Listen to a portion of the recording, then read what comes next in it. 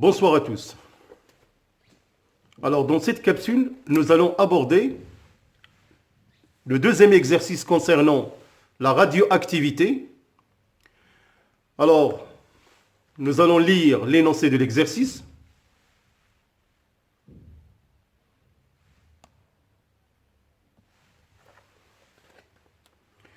L'iode 131 est utilisé en médecine. Elle est radioactive de type β-. Le graphe ci-dessous représente l'activité en fonction du temps d'un échantillon contenant de l'iode comme unique radioélément. On le suppose. Alors, observez le graphe.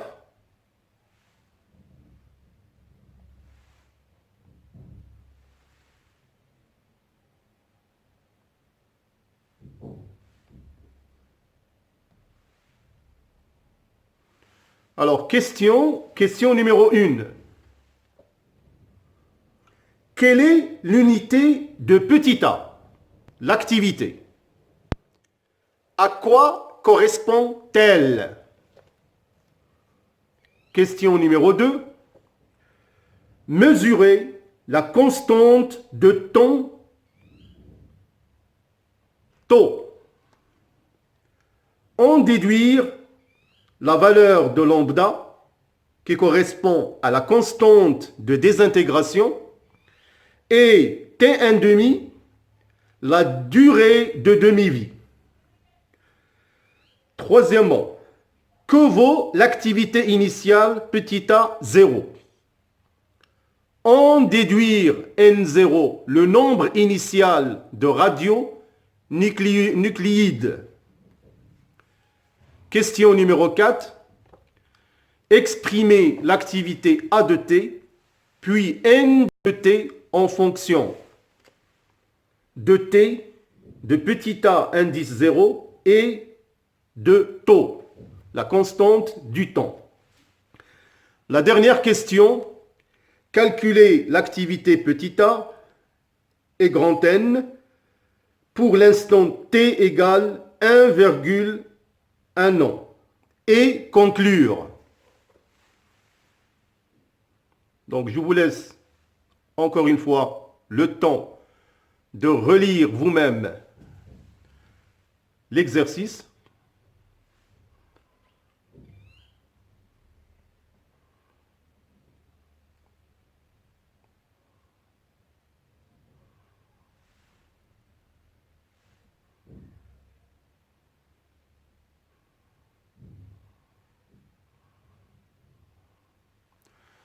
Alors, vous mettez pause et bien sûr, tout de suite, nous allons passer à la correction. Alors, nous allons bien sûr passer à la résolution de l'exercice. Alors, pour la question numéro 1, quelle est l'unité de l'activité petit a? Bien sûr, comme vous le savez, l'unité de petit a, qui est l'activité d'un échantillon radioactif, s'exprime en becquerel. À quoi correspond-elle? On sait que 1 becquerel correspond à une désintégration par seconde.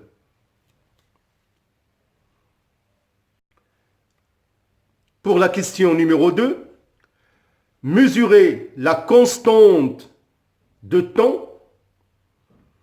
Alors bien sûr, pour utiliser ou plutôt déterminer la valeur d'Otto, qui est la constante de temps, nous allons utiliser le graphique.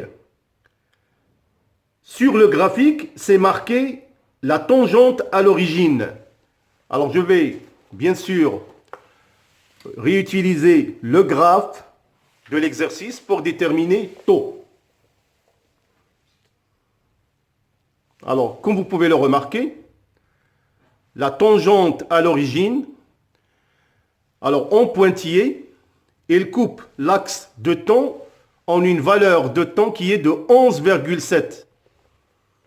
Alors donc, la constante du temps est 11,7, bien sûr, jours. Il faut toujours voir l'unité de temps. Il est donné ici en jours. Donc c'est comme ça qu'on détermine la constante du temps graphiquement.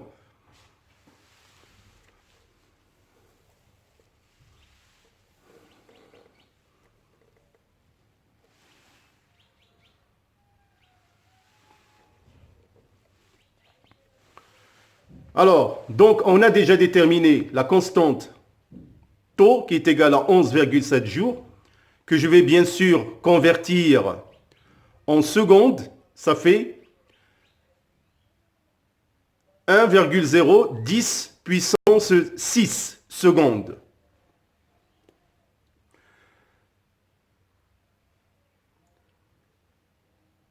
Alors nous allons déduire la valeur de lambda, qui est la constante de désintégration.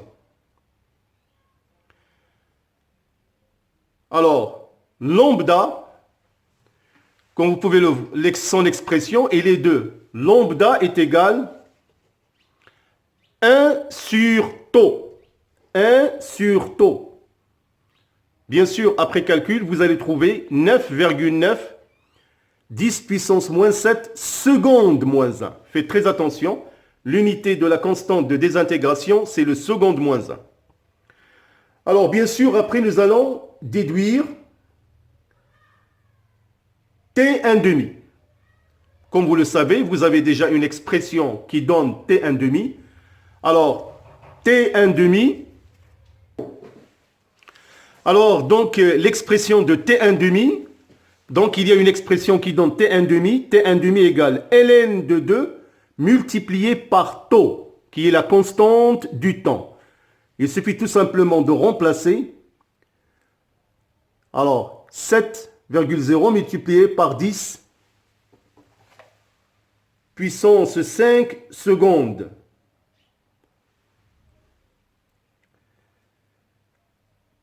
Alors maintenant, nous allons répondre bien sûr à la question numéro 3. Que vaut l'activité initiale A0? Alors tout simplement, encore une fois, il suffit de voir le graphique.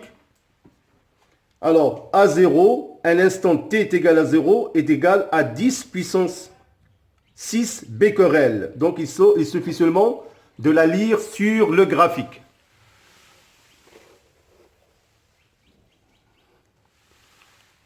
Voilà.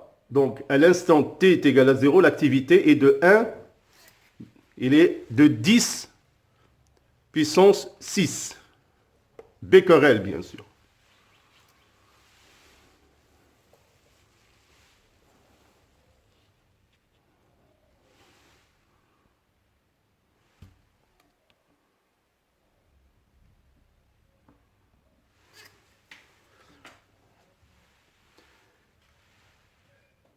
Alors, nous allons maintenant déduire N0, le nombre initial de radionucléides. Alors, il y a une expression qui relie A0 avec N0. Cette expression est N0 est égal à A0 sur lambda. Et comme on sait que 1 sur lambda c'est taux, donc A0 fois taux, donc nous allons trouver 1,0 multiplié par 10 puissance 12 noyaux. Bien sûr, ce sont des expressions, vous êtes censés les connaître. Alors, je passe à la question numéro 4. Exprimer l'activité A de t, puis N de t en fonction de t, A0 et taux. Alors, on sait, bien sûr, que l'activité A de t égale à A0 exponentielle moins t sur taux. Et nous avons aussi N de t égale à N0 exponentielle moins t sur taux. Bien sûr, ce sont des expressions que vous deviez connaître par cœur et bien sûr savoir les appliquer. Alors maintenant, nous allons passer à la dernière question. Calculer l'activité petit a et grand N pour t est égal à 1 an. et bien sûr conclure. Alors, pour l'activité à 1 an est égal à 10 puissance 6 multiplié par l'exponentielle de moins 365 sur 11,7. Faites très attention, donc l'unité du temps ici c'est le jour. Bien sûr, après calcul, vous allez trouver 2,8 multiplié par 10 puissance moins 8 becquerel. Alors, pour n, le nombre de particules restant en 1 an est 10 puissance 6 multiplié par 1 multiplié par 10 puissance 6 multiplié par l'exponentielle de moins 365 sur 11,7. Bien sûr, vous allez trouver 2,8 10 puissance moins 2. Alors, cette expression-là, elle est strictement inférieure à 1 noyau. Alors, on peut conclure tout simplement, au bout d'1 an, le patient n'a plus d'iode 131 provenant de cette injection dans son organisme. Ils sont totalement désintégrés. Voilà, mes chers élèves. Donc, un autre exercice qui va vous apporter quelques éléments de réponse concernant la radioactivité. Merci de votre attention. Portez-vous bien. À la prochaine. Bonne soirée.